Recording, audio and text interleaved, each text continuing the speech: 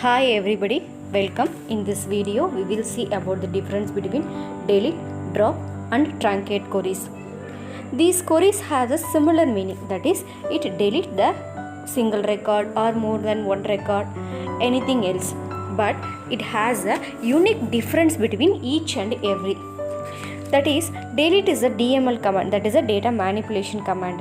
Drop and truncates are DDL command, that is a data definition commands. So first we see about the delete. Delete is used to remove one or more record from a table. Here we have a sample queries, that is delete from table name, that is a test1 is a table name. We using a var class. Using of var class, here we represent employee number 7369. So the only one rows is deleted using of var class. The var class is used to delete query, then select the rows, otherwise all the record will be deleted. Used to restrict the number of rows affected by the select, update, delete. That is, the var class should be used only on select query, update query and delete query. It filters the rows that meet the certain criteria also. Then here we represent a rollback. The rollback is a TCL command, that is a transaction control language. The rollbacks is like a word operation. In a word, we do undo and redo operations. As like that, the rollbacks get back all the existing record from the table. So the using of this TCL command, we can get back the deleted informations also. Then the delete query is used to delete the existing record from the table. We can use the var class with the deleted queries also. From the var class, we use a conjunction with the logical operations or any arithmetic operations also, as like and, or, not, equal to, plus. These are the operations we use for the delete queries. So using of delete, we can able to delete a complete record, or we can able to delete one or two records from the table.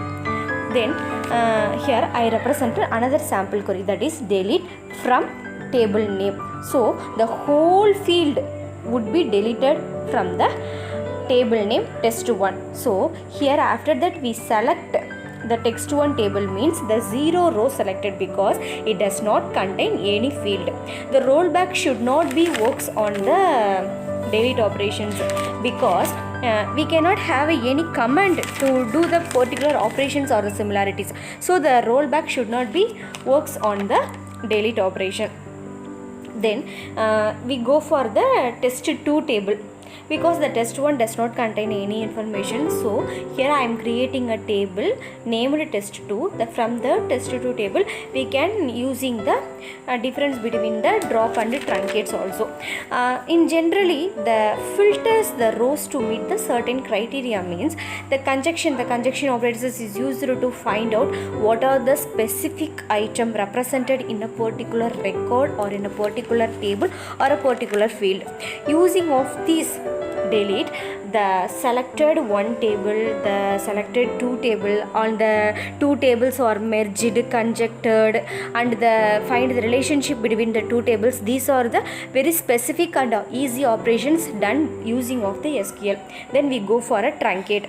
The truncate is used to delete all the rows from the relation.